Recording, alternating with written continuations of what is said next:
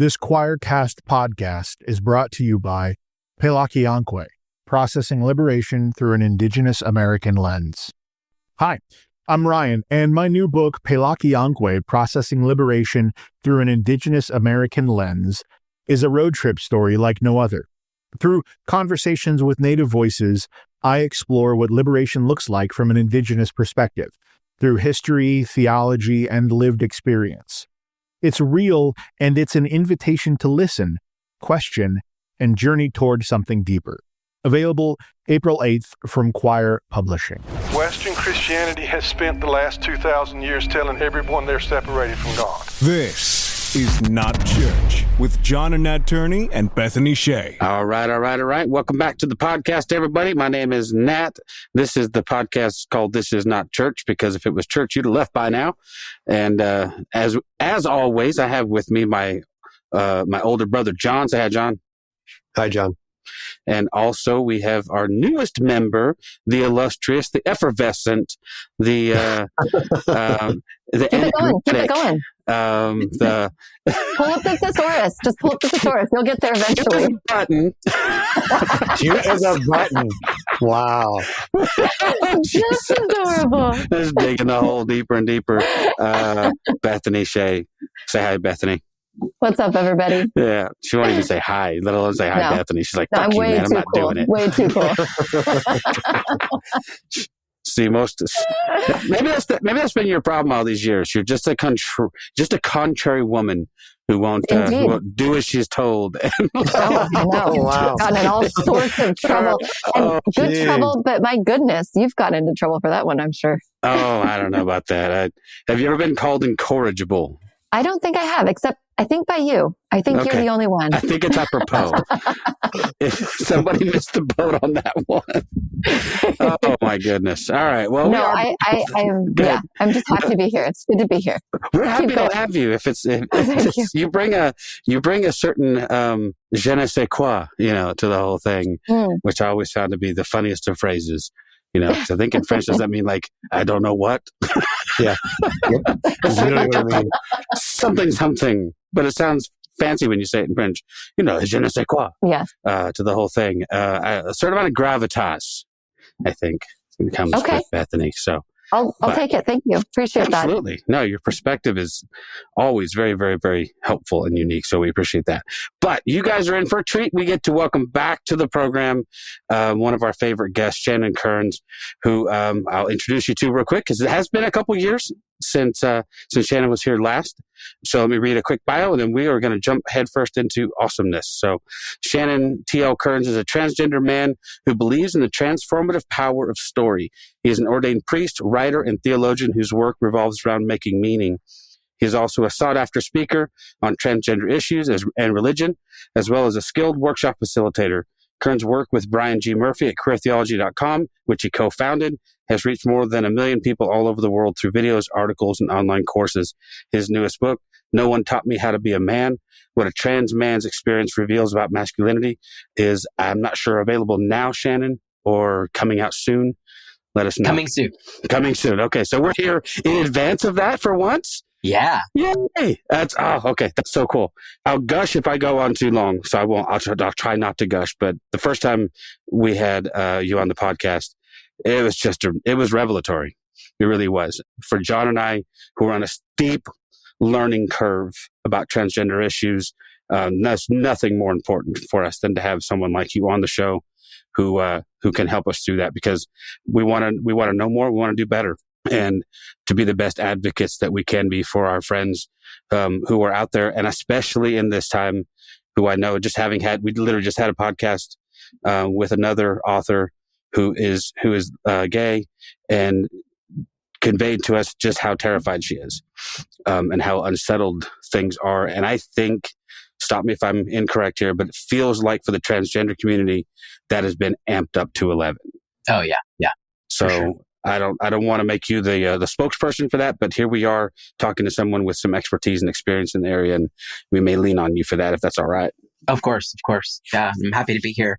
Thrilled to be back with y'all. Well, appreciate that. Walk us through. I don't want to derail from the book, but I also don't want to let this moment go without talking about the current hellscape that we just mentioned before we stopped in that is occurring. What's going on with you, and how is this affecting your mental health, your sort of optimism on the world, all that really important stuff?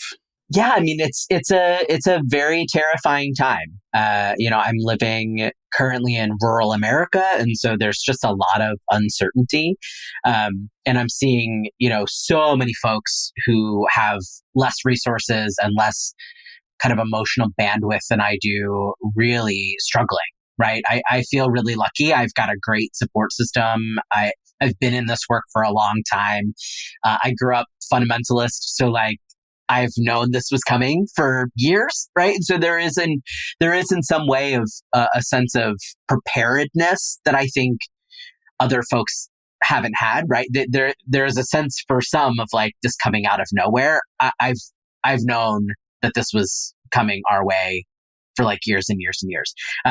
So the stress of that is the sense of why hasn't anyone listened, to all of us former fundamentalists who have been telling them this is what they've been orchestrating and planning for a really long time. So that's hard. And also, I think the biggest thing that I'm thinking through right now is I don't want to be alarmist.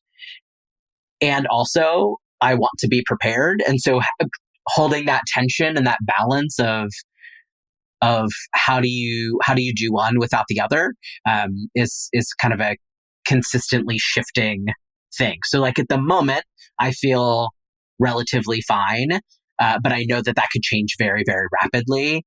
And there's still just a lot of unknowns around documents and healthcare and all of those different things. So it's definitely a scary time for sure. And I think that we especially need to be looking out for our trans youth.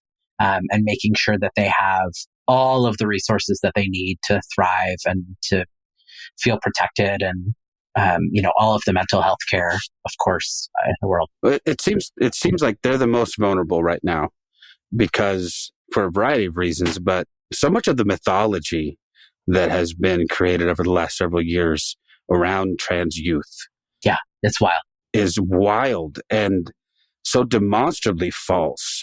You could do a 5-second Google search and prove 99% of this stuff is bullshit. The very idea that you could send your kid to school and they would be transitioned without your knowledge is just insane, right? It's just, right? Yeah. There are not surgeons waiting at your child's public school, just eagerly waiting, the chance to.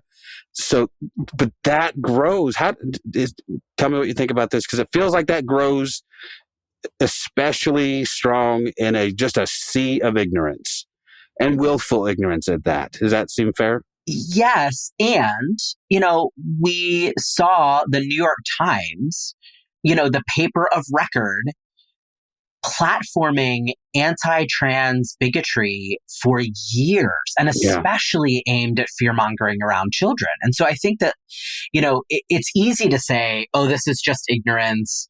Or, you could do that Google search, which is true. And also, I think that we really have to call out these organizations that have platformed this. I mean, the fact that I had to tell folks that the New York Times could no longer be trusted around trans issues, that is just wild to me. Bonkers, when that is the place that, you should have been able to go to for trusted reporting.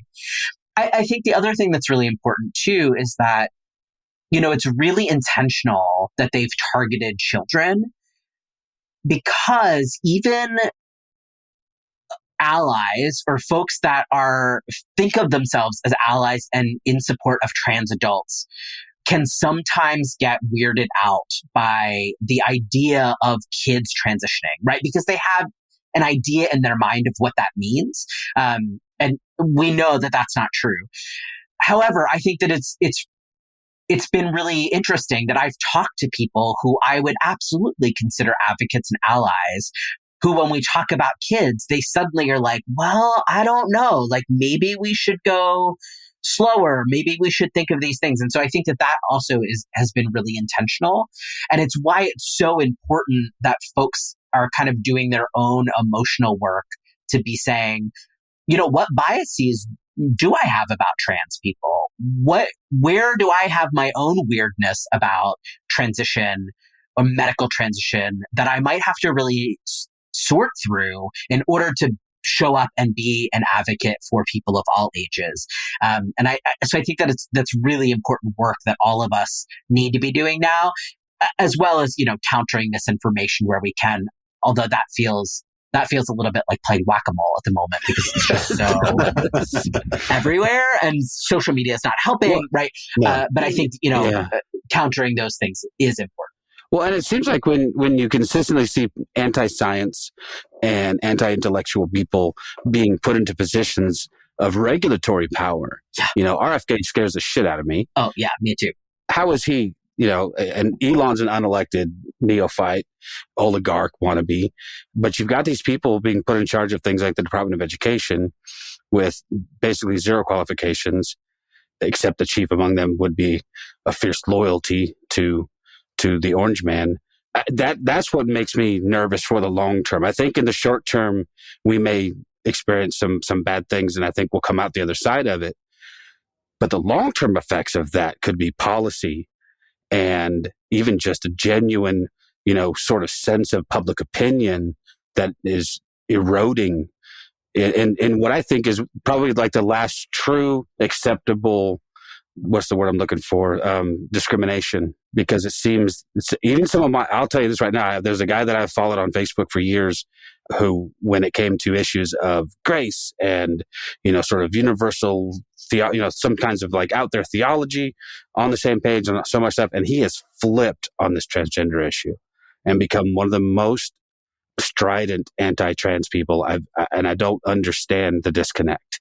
Because in every other area of his life in theology and all of his work, he's very much like me, very open and inclusive. And all of a sudden it gets to this issue and that's where he decides that hard lines need to be drawn. Yeah. And, and what we've seen historically, right, is that this is always how it goes, right? Trans people are always one of the first groups that they go after.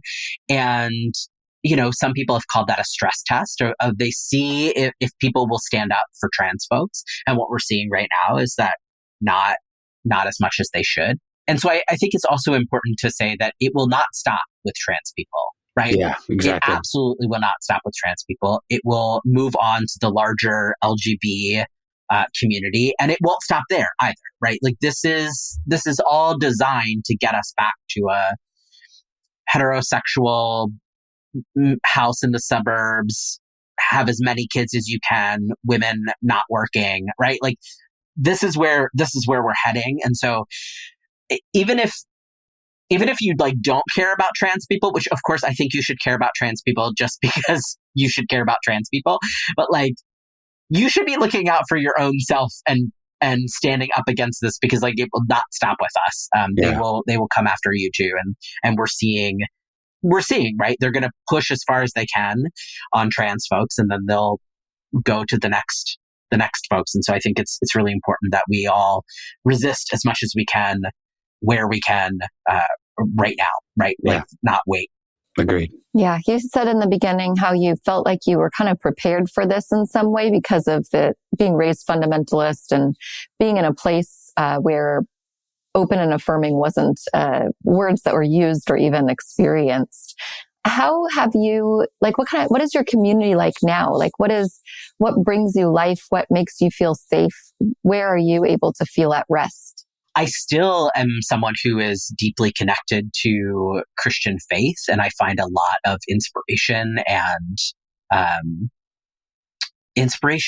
hope and joy and resistance all wrapped into that. Even though I'm not currently attending a church, but I still am deeply connected to that community. I find so much strength in the queer and trans community and in looking at our history as a community, the things that we have survived, the ways that we have shown up for each other. And then I also have a really strong chosen family of folks who show up for me and who I show up for them. And that gives me a lot of hope right now. And I'm thinking a lot about community and being anchored in the local and getting involved in the local and figuring out what it looks like to show up for my neighbors and the people on my street. And I'm still figuring out what that looks like, especially in a rural community, but that feels really important to figure out right now. The other thing that really fascinated me about you when we first met was your affiliation and your ordination. And for those who aren't familiar with the particular church that I don't know if you are still affiliated or but that you were, maybe walk us through that a little bit, because I find that to be very compelling. Yeah, so I'm part of the Independent Catholic Church, sometimes called the Old Catholics, which is an independent, progressive Catholic group that is not in communion with Rome, that ordains women and LGBTQ plus folks and people who are married, partnered, and divorced. So the communion that I'm a part of is intentionally diverse. It's really focused on social justice ministries and on starting new churches, but also getting involved in chaplaincy work and in other types of justice work. And so it's been a really beautiful mix. I love it because I love the liturgy and the kind of emphasis on contemplative spirituality and ritual. Like all of that is, I think, really appealing, especially someone who didn't grow up with any of that. But then I also am really passionate about social justice and believe that our faith and our Christianity should be calling us into that and pushing us into that. And so those two things mixed together have been really meaningful to me. And so I feel really grateful to be a part of that tradition. Nice. Do you get to do much social justice work where you're at, or what does that look like in your day-to-day life? Yeah, so it's a little bit mixed. So some of my work still looks like traveling, and especially traveling to visit other churches and community groups to help them think through their welcome and witness towards trans folks. So a lot of education work. I do a lot of online ministry work, so a lot of kind of pastoral care for queer and trans folks who have various relationships to the church. Some of them are still in it. Some of them are out. Some of them are maybe on their way back in. Some of them are maybe on their way out, right? Kind of meeting people where they are and figuring out like, okay, what is going to be healthiest for you? How do we get you there? And how do we get you there, in your wholeness and fullness? And I'm starting to move into some work specifically in prisons and in mass incarceration. So figuring out how to reach folks in that space, some queer and trans folks in that space, but also just like anyone who happens to find themselves in that space, who's looking for a more progressive and life-giving faith. And so there's still some things that I can't talk about publicly on that work, but that is part of my work. Yeah. You must be a very patient person to put yourself in places and churches and situations where you're the teacher of so many people, and they probably ask really terrible questions. And I'm sure you're just full of grace and kindness towards the rest of us that are still learning as we go. So thank you for that. That's an incredible gift that you bring. I am very grateful for, the group text threads and the DMs where I don't have to be patient because I try to show up with as much grace as I can. And sometimes that also involves yelling and ranting a lot in other spaces. You won't believe what I heard today. It's that balance, right? But again, I think that is something that we all need, right? We need the private text. Yeah. I used to use social media in that way, and I learned the hard way that was not good for me. That was not good for other people.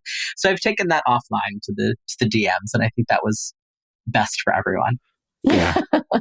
Yeah, I think a lot of us found out that social media was not a very effective way to convince people of anything. I tried. Damn it, I tried. I did, and for the most part, it was fine, but the backlash. What really startled me and what really bothered me, and honestly, what has kind of caused me to pull back from a lot of that was I just got sick of finding out who my friends really were, and like people that I thought I knew who chose that moment to come out and say something ugly and hateful. And I'm like, shit. Okay, well, there you were hiding in plain sight. So I guess and part of me says there's some utility in that. It is good to know. But it's also disheartening and discouraging to go, and we have so far to go. Because I can post something nice and loving and Jesus-y online, and I'll get good feedback. But the second I post something that is controversial or out of the mainstream, that's when the ugly DMs start, and I'm like, well, okay. But I have found, I guess, maybe you can chime in on this. It seems to me that persuasion takes place better inside of relationships, but it's so much slower going. I mean, you can, I think of the story of the man who made it his mission in life to insert himself into the Ku Klux Klan, and to one by one pull men out of that world, and a lifetime of work, and he's pulled dozens out. That must seem, on the one hand, like pulling grains of sand off the ocean, off the beach. But on the other hand, I don't know how else to do that kind of work. So I don't know. I feel like we're in a place where we need that kind of seismic shift, though. We need a civil rights era seismic shift. I don't know what pushes that agenda. What do you think? Yeah. I mean, I think what if all of us committed, right, to be the type of person that could pull a dozen people out of, right? Because it's one guy doing that. Sure, that's a dozen. That's important and really good. But I think if more of us had that kind of framework, and we were all really focused on hyper local, on our own communities, on like making change where we are, I think that's how we see the seismic shift. And I think that, and I've been thinking about this a lot, because I think and I'll speak for myself. I think for a while I thought that if you can just, build the big enough platform and get your message out there, and we do this work on a big scale, like that's how we move the needle. I think that social media has changed. I think social media itself has fundamentally changed since the days of blogging and when Twitter was good, because there was a time when we could really build community and people were actually forming friendships and things were changing. I don't know that that's possible in the same way anymore. And so I think we need to be thinking about, okay, what's the next phase of how we do this work? How do we build these relationships?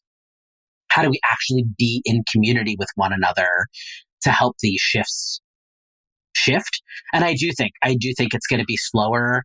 I think it's unfortunately going to be slower than any of us kind of wanted or hoped. But it feels so important that we engage in that work and that we do it deeply, right? Because I think the other thing that we've seen is we've thrown a lot of Band-Aids on things over the years, and that hasn't worked, right? That hasn't given us the actual heart change that we need to actually change systems and structures. And so we've got to do that deeper work.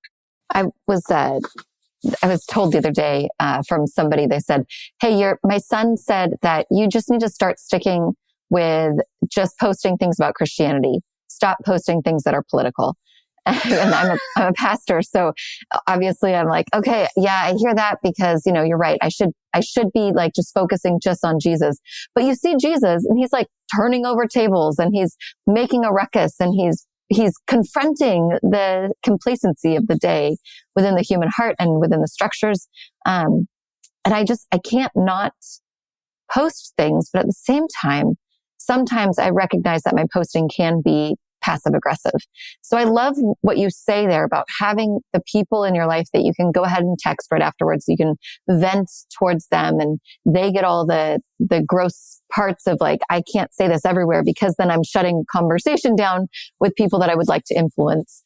And having those people that you can talk to. Something that I do is sometimes I'll just I'll record myself and say all the things that I would want to post. And then that way I've said it, and I can then release it and I delete it just to get through it for the moment. Yes. But I'm curious about what it has been like for you in those situations where you're talking with people who who are wanting to understand, but also could be really uncomfortable. I'm thinking about even that person that Nat was talking about, the guy on social media who's very seemingly progressive in his Christian views and has really taken a hard line on trans issues. I think I follow the same person. I think you know who I'm talking about.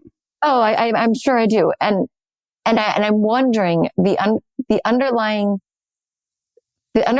consistency for people that are like pushing against those things is often a level of fear. They're so afraid of anything that doesn't fit the paradigm that they were handed, anything that might expand outside of that paradigm. So how do you engage with those sorts of things? How do you keep listening? How do you stay curious? And how do you encourage other people to do the same? That's a really great question. And it's a really hard question to answer. I think of it in kind of a couple of different ways.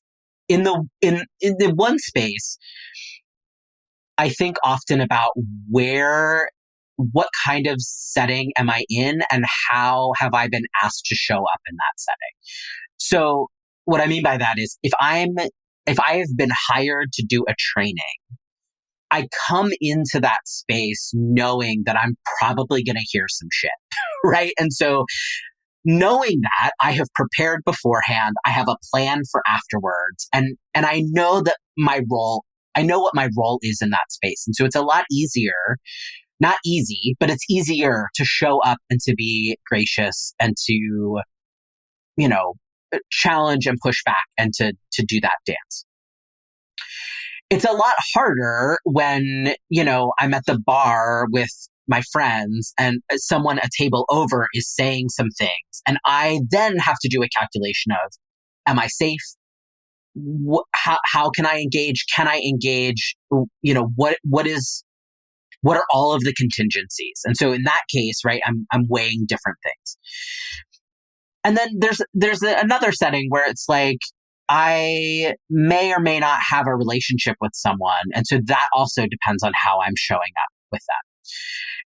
And I'm saying all of this, like, as someone who is entering into conversations where people are talking about my humanity and my personhood. And so sometimes the equation that I'm doing or the math that I'm doing is I am not going to engage with this person. Like, they are not arguing in good faith.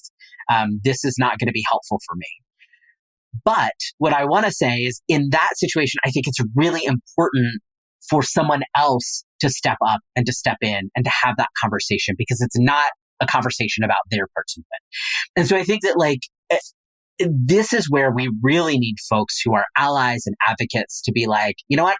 I'm going to have the conversation with the crabby person online, with my uncle at Thanksgiving dinner, with whoever it is, because this is not, I might be uncomfortable in this situation, but I'm not at risk, right? This is not about my personhood. And so I think that is a really important thing.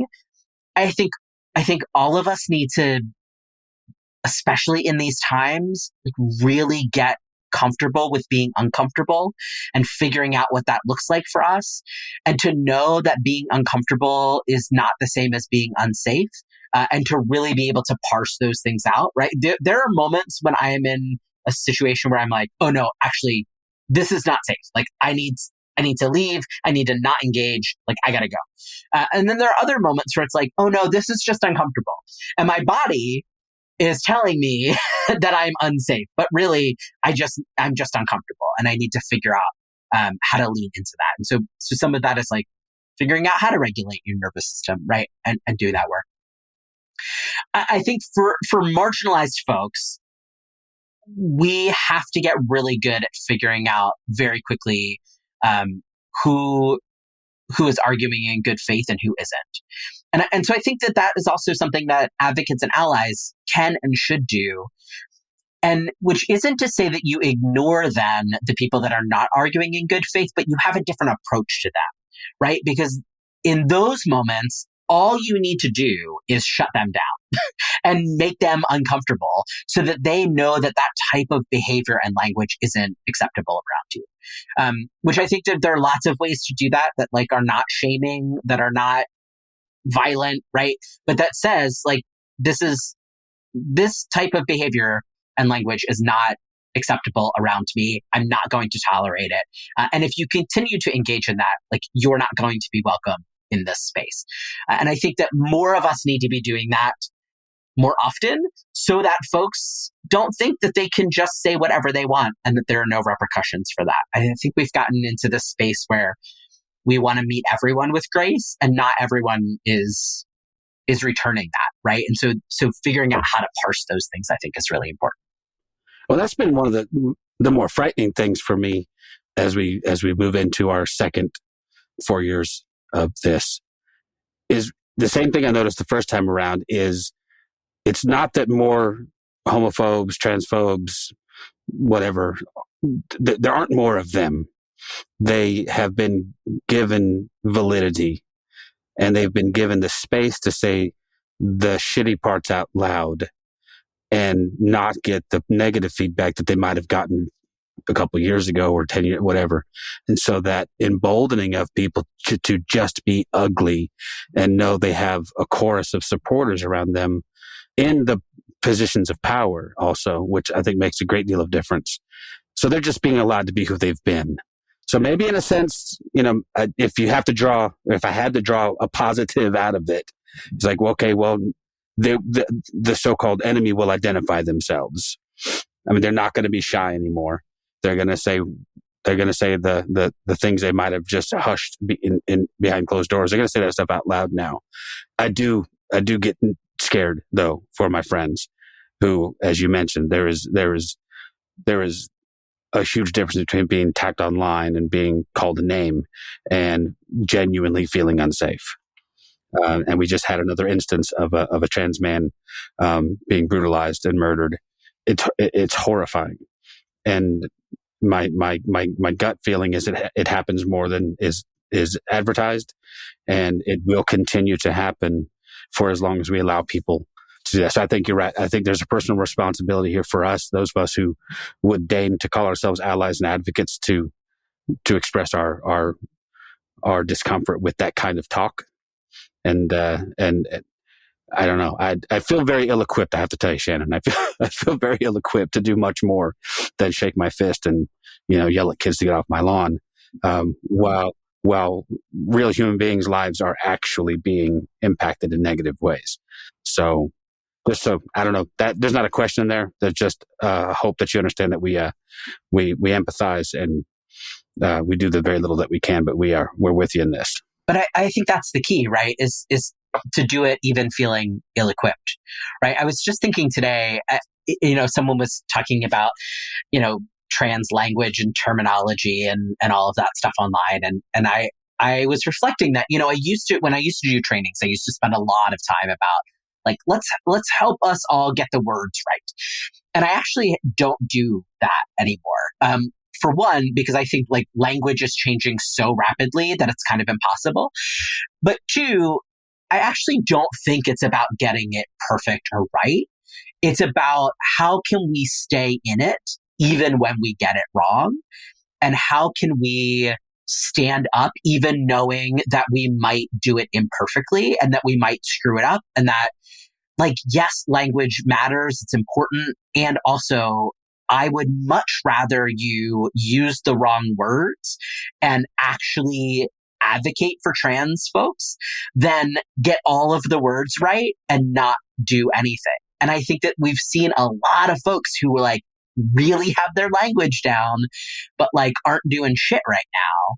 And I would much rather someone do it imperfectly, but be on the phone with their legislator, I'm living in a state where my legislators are not listening to me, and I'm still going to call them, right? Because I think it's important that we do something. And also I'm going to do other things that are maybe hopefully more useful. And so I think that is part of it too, of figuring out, like, we have to send the message to our elected officials. And also we have to be organizing around and under and through them, especially for those of us in states where they're not fantastic. No, and one of the places of discouragement for me has been the church in this, because I really feel like if the church would get its act together, they could shift culture more than they realize they can shift culture. And it doesn't feel like they're doing it. feels like they're going along with culture. This feels more like Imperial Rome, Constantine co-opting Christianity for his own needs, and the Christians going, well, we don't like it, but we get something out of it. This sort of unholy union of empire. And I've always, in its best iteration, seen Christianity as resistance against the prevailing culture, and the prevailing culture right now is tribal and exclusive and looking to draw, harder and harder lines of demarcation and create this very, very, this very defined sense of in and out. And I just wonder, where the hell is the church in this yelling no? Like, this isn't what we do to image bearers. So I don't know. That's someplace, Bethany, when somebody tells you to not be political, I just about want to tell them to go fuck themselves. Well, it's all political, right? I mean, that's the thing that makes me nuts. It's like there's nothing that's not political, right? Like everything that we do has political ramifications, and our faith absolutely has political ramifications. I also think one of the things that is so frustrating to me, I expected this from the evangelicals, from whatever. They've been on this trip for a really long time.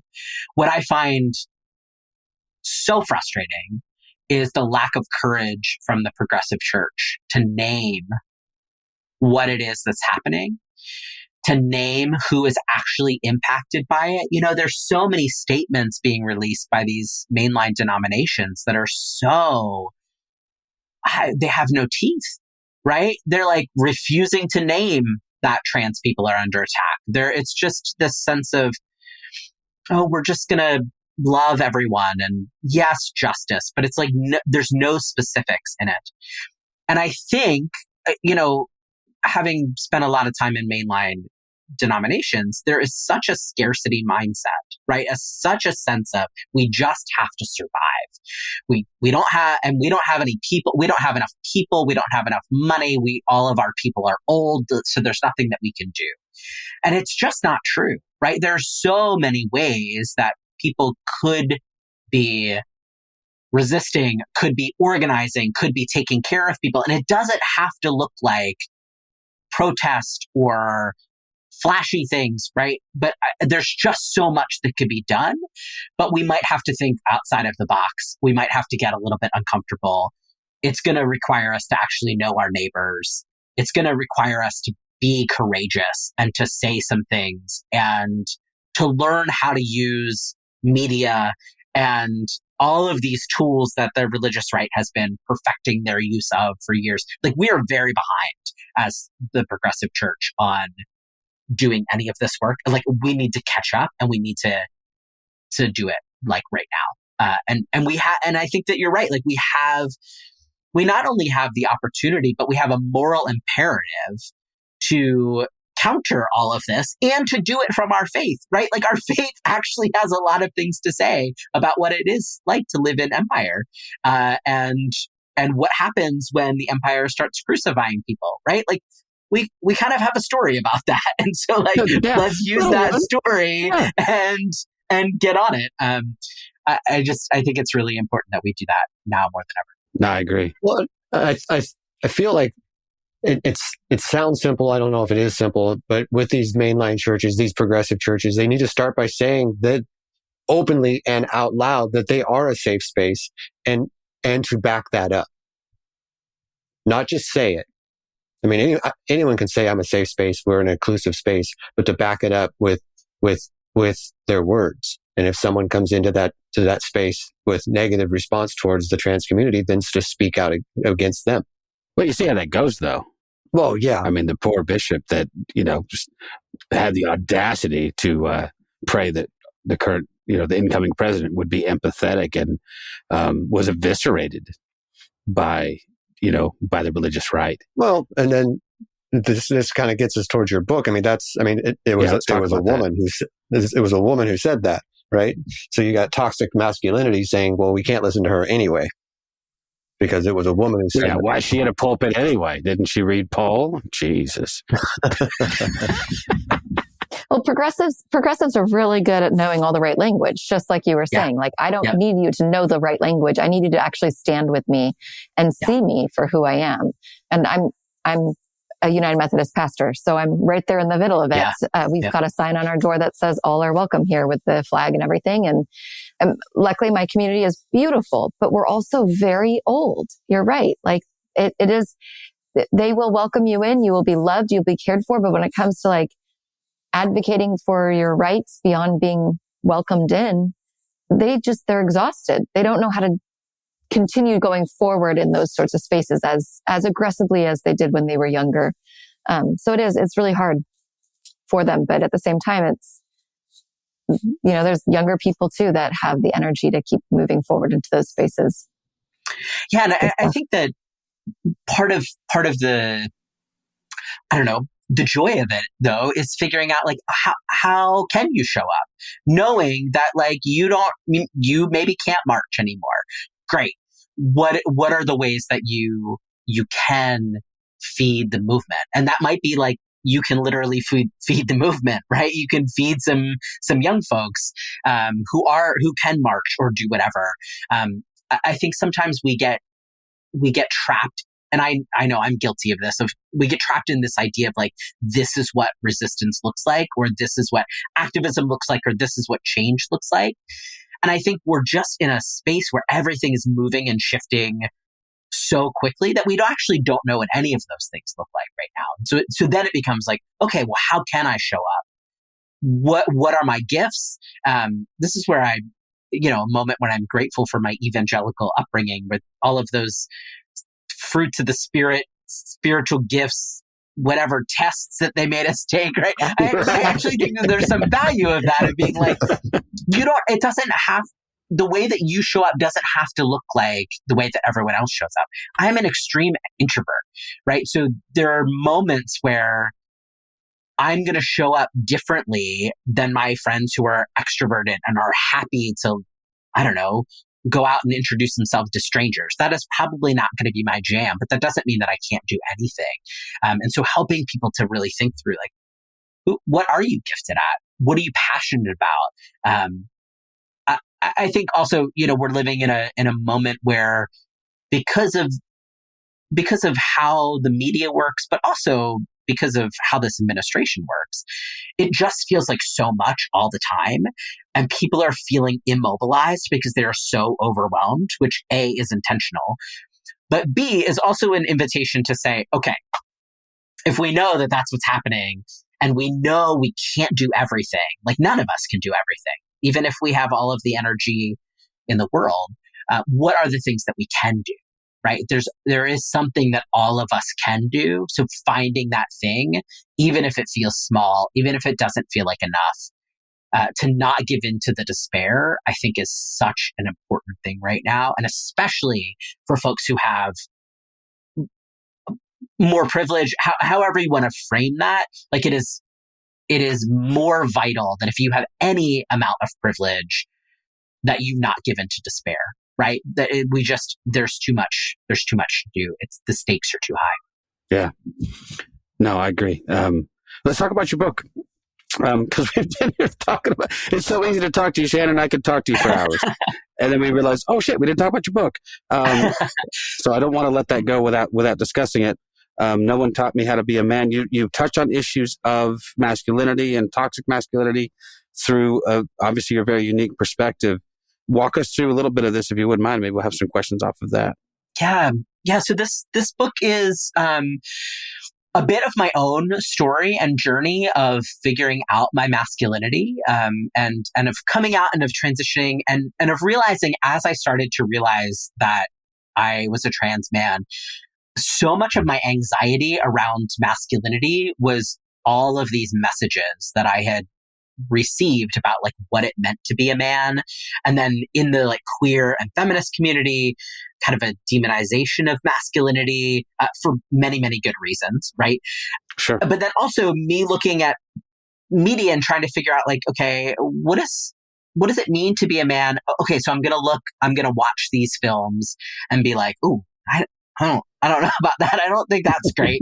I'm going to read like this book about that's like the, mythopoetic men's movement and feeling like, oh, there's some good stuff in there, but there's some sketchy stuff in there, and exploring my own experiences of hearing about masculinity inside of conservative evangelicalism, which, like, even if you are not and have never been in conservative evangelicalism, that view of masculinity is all over culture. For sure. And realizing that one of the real gifts of being a trans guy is that I got to embody my own masculinity and figure out my own masculinity kind of separate from indoctrination, right? Because I didn't grow up in a setting where everyone was telling me that you're a man and this is how you have to be a man. So the joy of that is I got to kind of figure out my own way into it. And I realized that, like, lots of other guys who are not trans are kind of doing the same thing, right? Looking at the models and saying, oh, I don't know if this fits, but also feeling pressured into certain molds because that is the culture that we live in.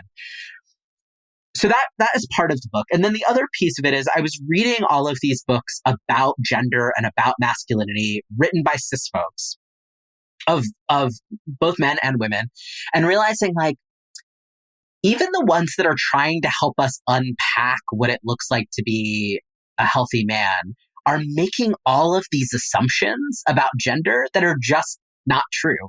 And I started to realize that, like, oh, there's part of being trans is that we can kind of see the water, the gendered water that we're all swimming in. I was like, I think I actually might have something to contribute to help us pay attention to the messages that we're receiving and the assumptions that we're making, and then figure out a new way forward. And so this book is partially my story of how I figured out my own masculinity, but that it's also what I hope will be kind of a guidebook for other men who are like, yes, I know I'm a man, but I don't entirely know what that means.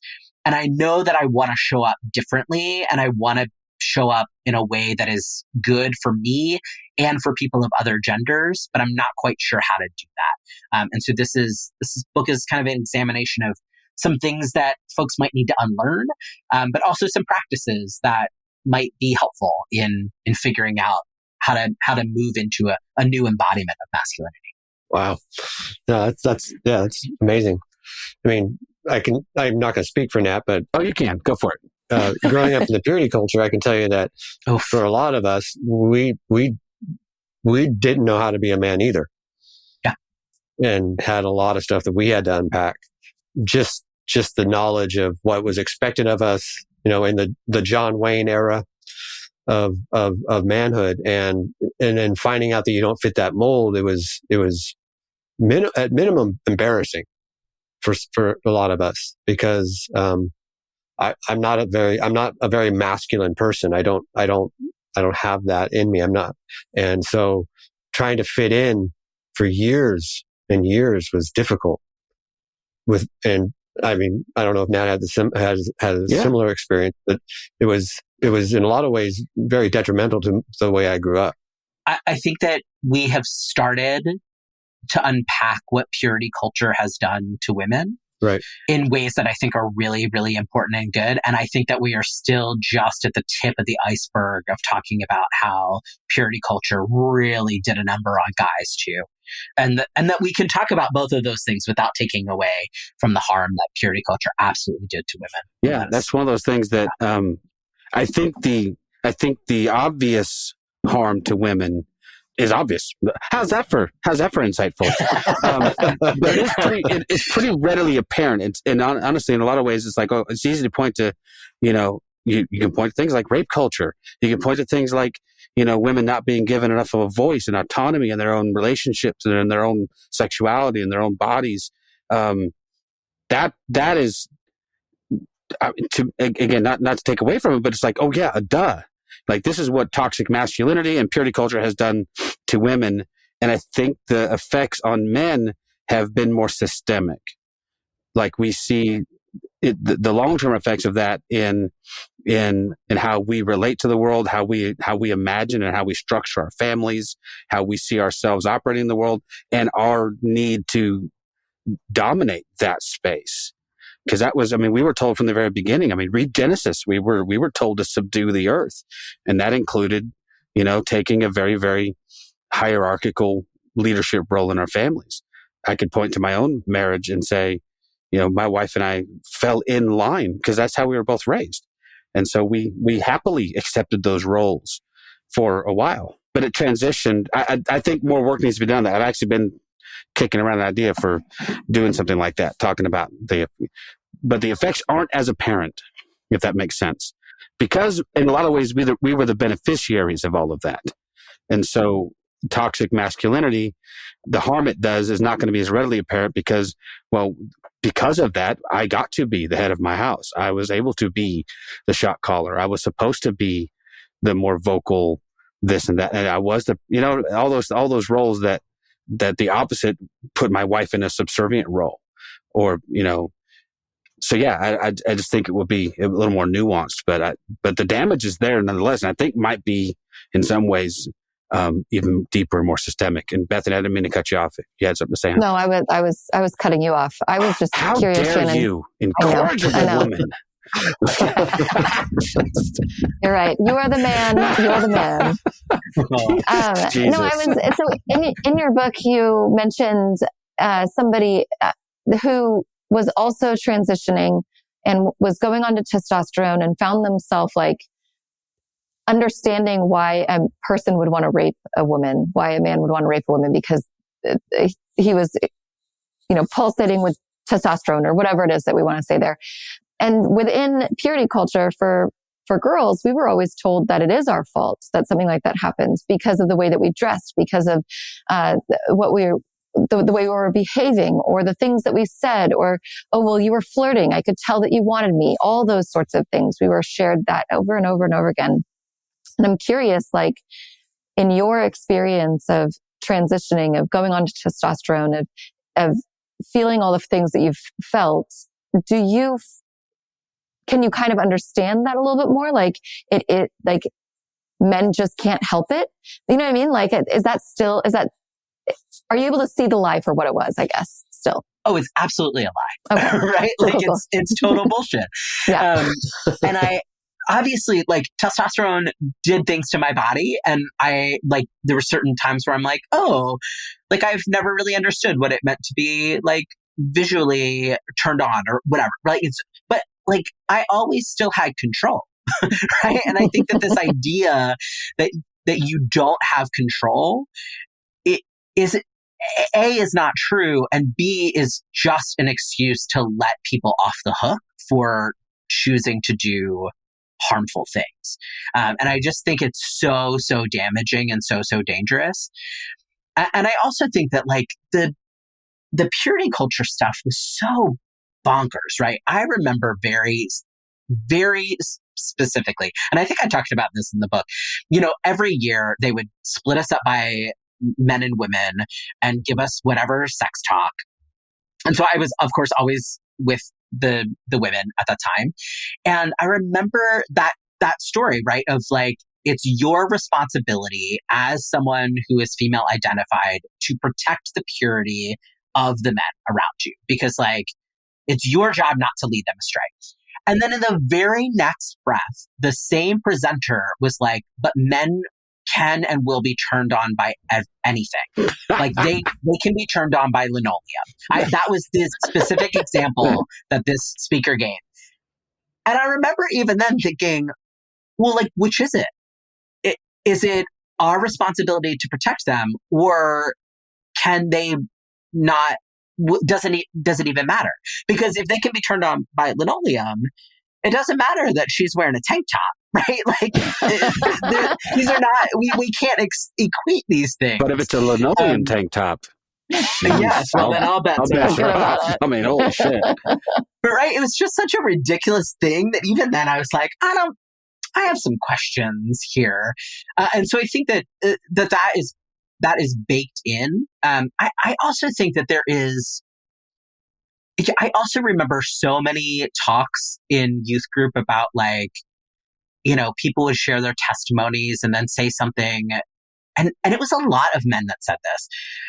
The only thing that keeps me from, like, raping women is the fact that I believe in Jesus. And I'm like, I really think that is saying a lot more about you than it is about Right? Jesus.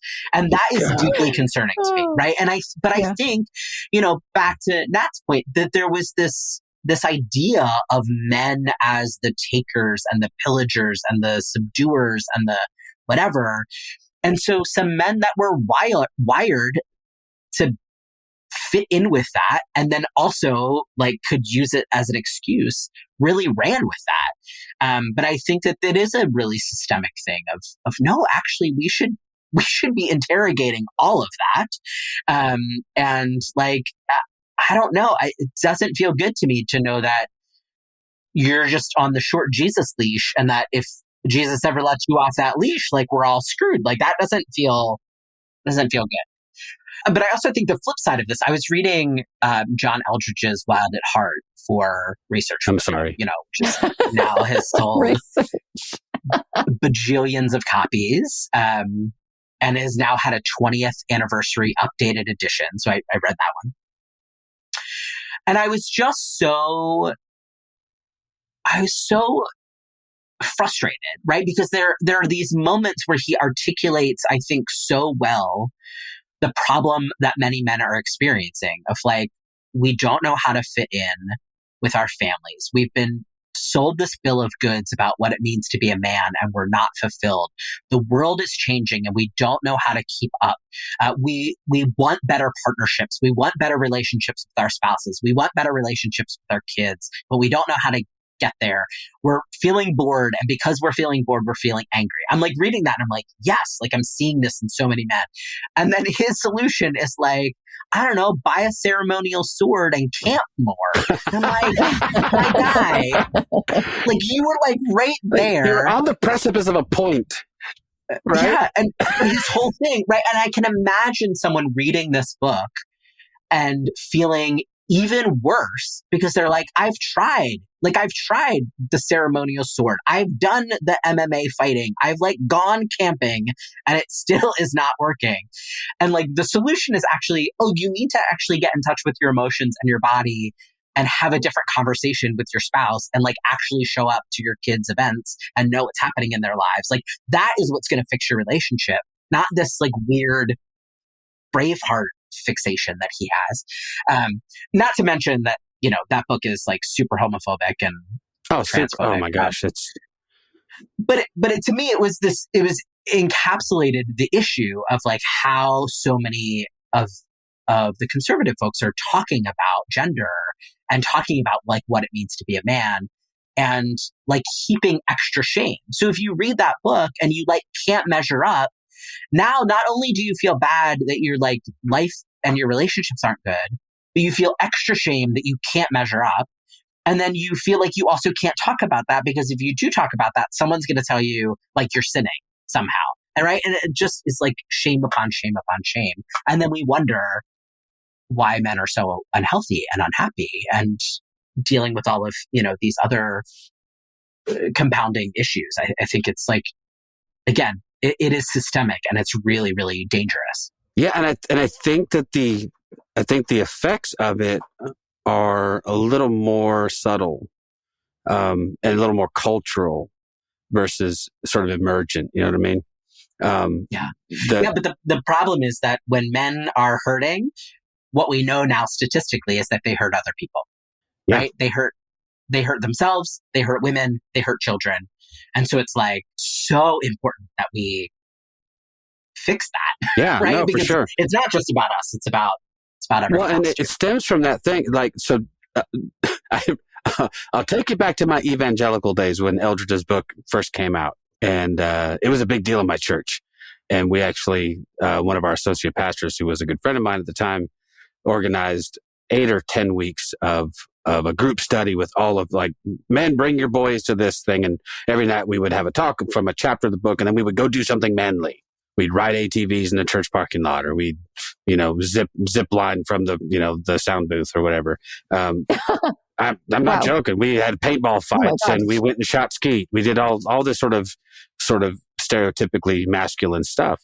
But as I think back on it now, I think what was the most harmful about all of this were the attitudes that we were given about women.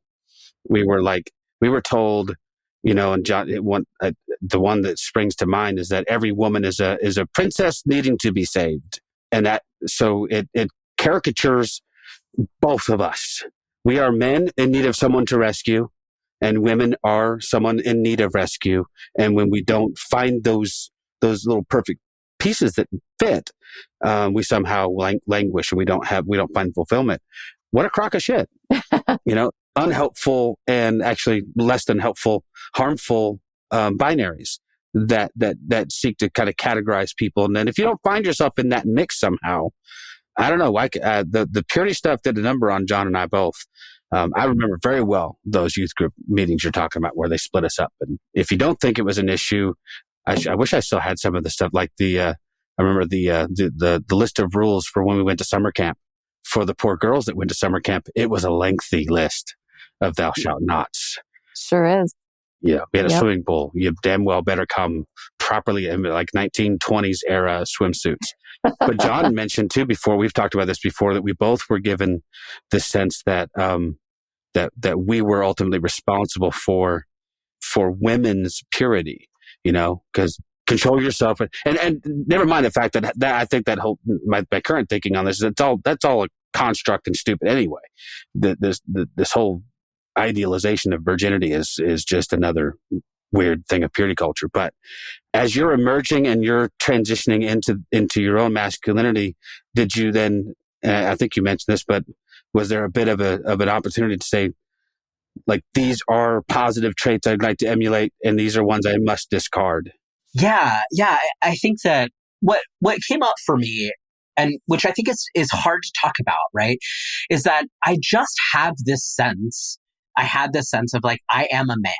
Like, that is just what I am. And so then I have to figure out, like, okay, well, like, then what does it mean to embody that? And I think that the gift, again, of being trans was that I got to choose, right? I got to choose and say, well, if this is just what I am, then I can choose what that looks like in the world. And so for me, it was about figuring out, like, okay, how does that feel in my body? How does that feel in my relationships with other people? How does that feel as I'm showing up in the world? And for me, it was really anchored in, well, I want to always be in my body and show up in the world in a way that makes other people feel safe and cared for, and that is about collaboration and is about equality, right? And so then it became, there was a learning curve of like, I show up in this way and I feel comfortable, and someone else is like, that actually is a little much. I don't feel great about that. So then, having to figure out, like, okay, well, that didn't make this other person feel safe, so that's not how I want to show up. And that still feels like a navigation of moving through the world and figuring out, like, what I still struggle sometimes with, like, is this a moment where I need to be more forceful and take up more space, or is this a moment where I should be taking a step back? And I think that's, that is a continual navigation, but centering it in, I want to always show up in a way that is healthy for me and for everyone else. And that's really what my hope is with the book too, is inviting other people into that same kind of consideration. How can we show up in ways that feel right in our bodies, that don't denigrate our masculinity, that allow us to be who we are, and also be good to other people, and to figure out what it looks like to move through the world, looking for that kind of justice and equality of people, between people of all genders. And I think that is really important work, especially right now, but it's also really hard work, and it involves unlearning a lot of things. And that can be really tricky, especially when you're still in a space where maybe you're the only one that's doing that work, or where you don't even see things, right? Like, I think that so many of the conversations around men and contributing to the household, it's so ingrained that, like, men just don't see certain things. And so how do we learn to see? And that's in the household, but obviously in other places as well. I think the gift that your book will be is an opportunity for for cis men like me and cis women to get a peek behind the curtain and give us a tool to evaluate our own masculinity and femininity, for that matter, and to realize that we can shape that still, because that's something that I don't know.